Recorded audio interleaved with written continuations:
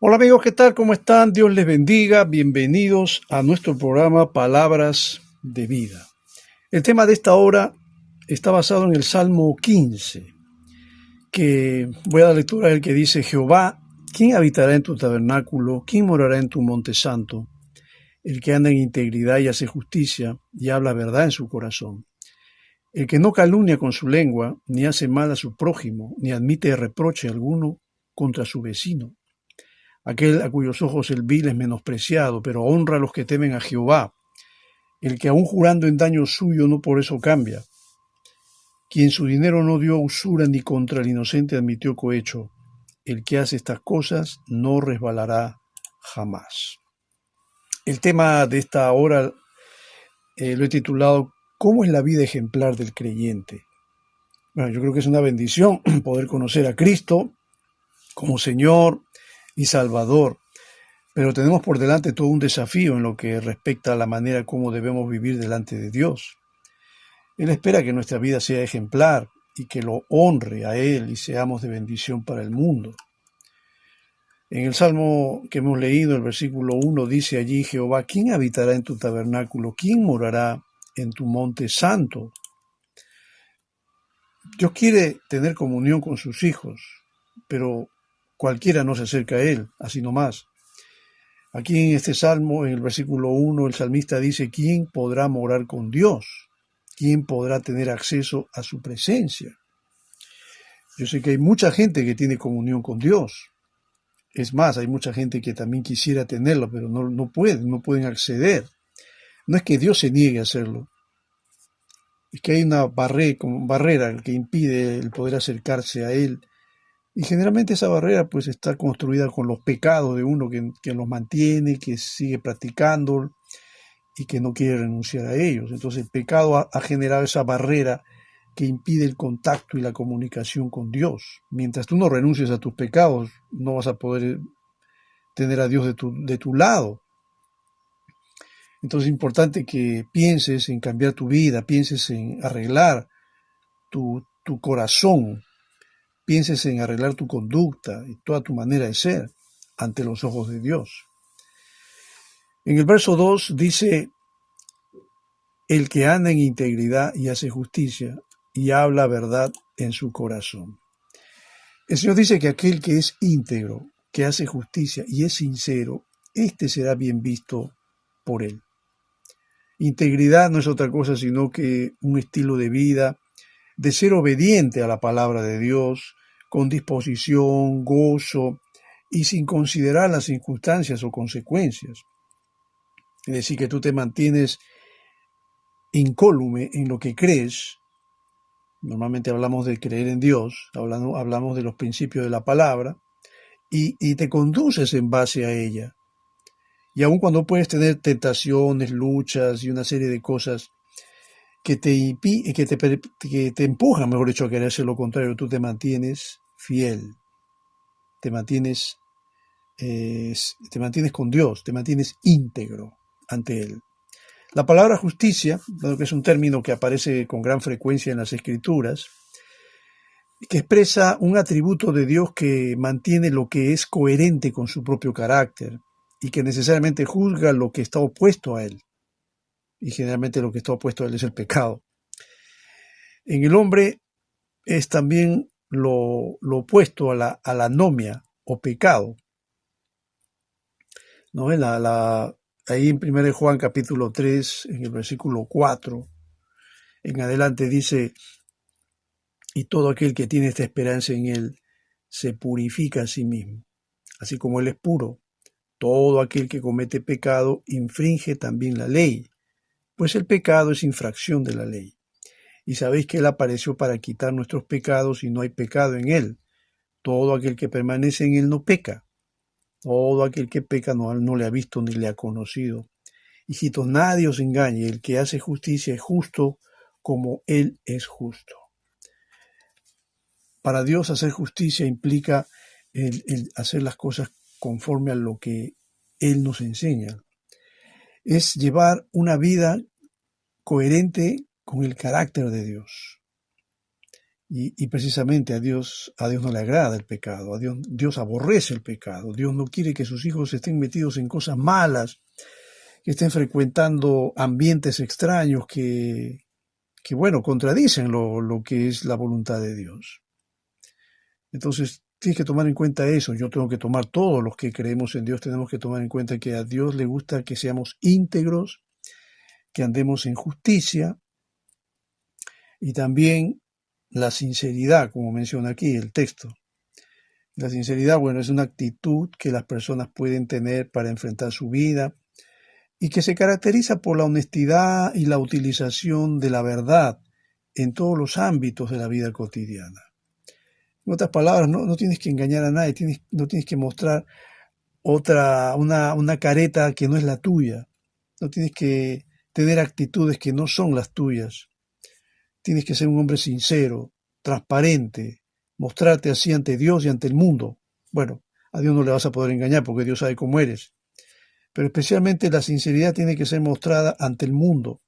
Claro que a Dios también, porque a Dios, como dije, no le podemos esconder nada, así que a Dios tú tienes que abrirle tu corazón y decirle lo que tú eres, lo que tú sientes, lo que tú piensas, tus luchas, tus conflictos, tus debilidades. Tú tienes que hablarle a Dios así, porque Él sabe lo que tú tienes y Él quiere ayudarte, pero también Él desea que tú reconozcas eso.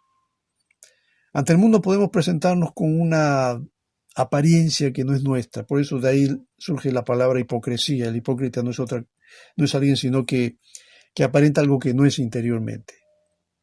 Hay que evitar eso también. Seamos sinceros ante Dios y ante los hombres. El verso 3 de este pasaje leído del Salmo 15 dice: el que no calumnia con su lengua, ni hace mal a su prójimo, ni admite reproche alguno contra su vecino. No perjudica a su prójimo. ¿De qué manera?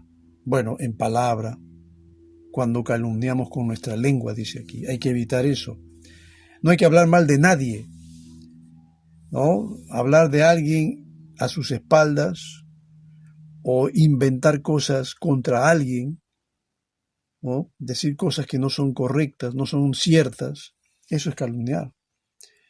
Y hay que cuidar mucho nuestra lengua, porque la Biblia dice que la lengua, en Santiago dice, la lengua es un mundo de maldad, inflamada muchas veces por el infierno. El diablo a veces quiere usar tu lengua para decir cosas que no convienen. También dice este versículo 3 que la manera como no perjudicamos a nuestro prójimo es en obra. Por ejemplo, cuando hacemos el mal, hay que evitar hacerlo. No dañemos a otros, no afectemos honras, no difamemos, no engañemos, no nos metamos en actos que puedan perjudicar a otros. Y por supuesto también en pensamiento. También hay que mantener nuestra integridad. Tenemos que cuidar mucho en la forma como pensamos.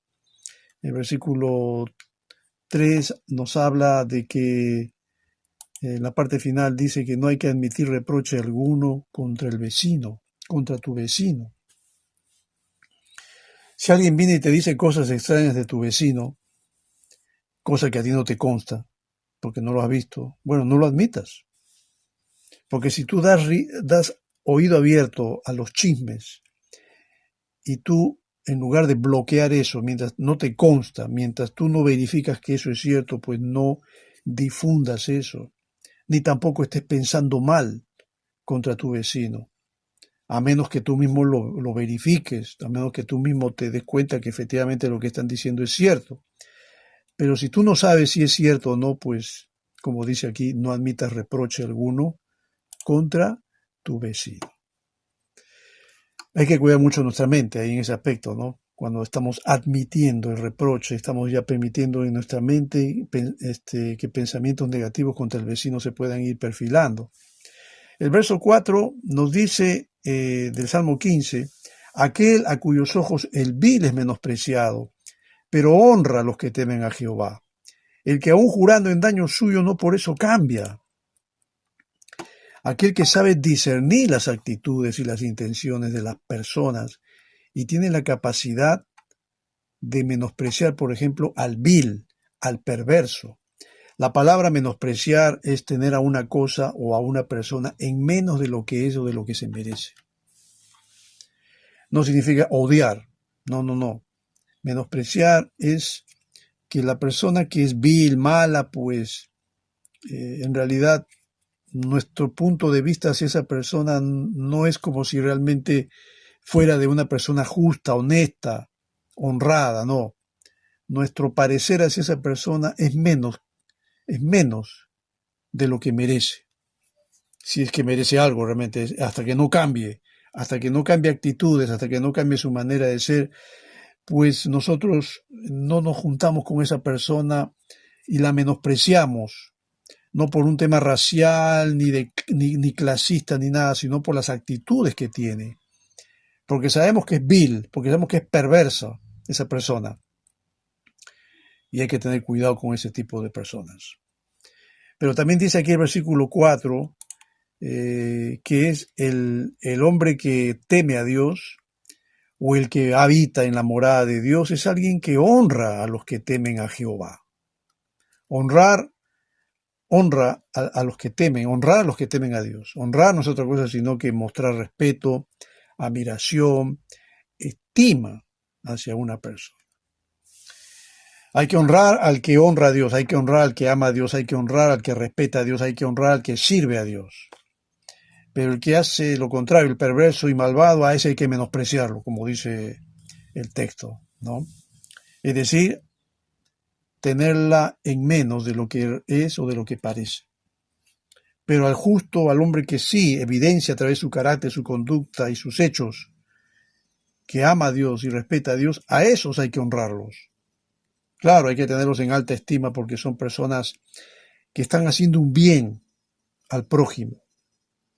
Nunca miramos con buenos ojos al que hace el mal a los demás. Es más, aquel que su maldad la puede llevar a extremos, se gana el odio de la gente.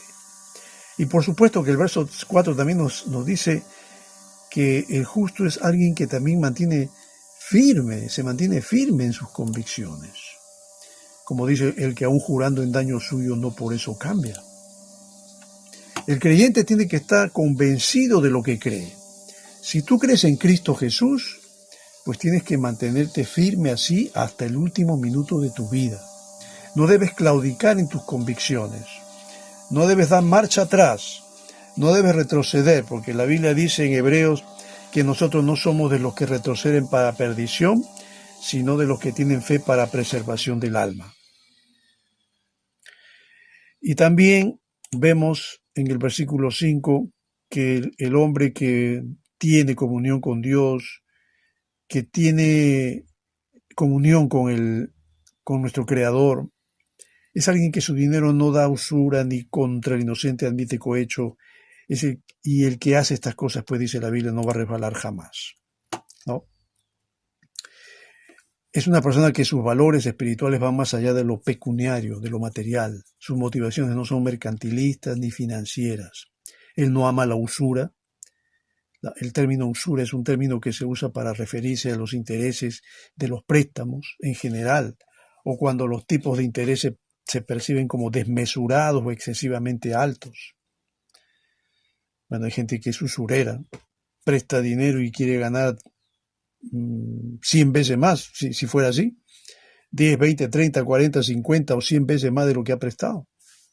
Está poniendo intereses muy altos. Eso es prestar usura. Es el que no ama el cohecho. Es un delito. El cohecho es un delito que consiste en que una autoridad o un funcionario público acepta o solicita una dádiva a cambio de realizar u omitir un acto. Uy, de eso nos podremos pasar toda la mañana hablando de eso. Es lo que está pasando pues en nuestro país, y yo sé que en otros lugares del mundo esto pasa en todas partes. O lo que llamamos también el soborno. Tenemos autoridades que hasta presos están por haber permitido esto en sus gestiones, en su gobierno. Bueno, el justo no admite el cohecho. Es alguien a quien no se le puede, popularmente decimos acá, no se le puede romper la mano fácilmente. Es más, no se deja romper la mano. Y el Salmo termina diciendo que aquel que tiene estas actitudes no va a resbalar jamás. Es decir, no va a caer en una falta o error. Sí, tampoco decimos que es un tipo perfecto, tiene sus errores, sus fallas, pero ante estas situaciones que hemos mencionado, es alguien que se mantiene firme, estable en sus convicciones, seguro de lo que cree. Como decía el apóstol Pablo, yo sé en quién he creído. Y yo creo que no basta simplemente con cultivar estas cualidades, estas virtudes en nuestra vida. Si tú no tienes a Dios, es difícil. Yo sé que hay gente que es muy moralista, sí, y estas cosas las practica, pero no tienen a Dios en su corazón. Pueden ser, pueden ser brillantes en estas cosas, pero tienen falencias en otras cosas.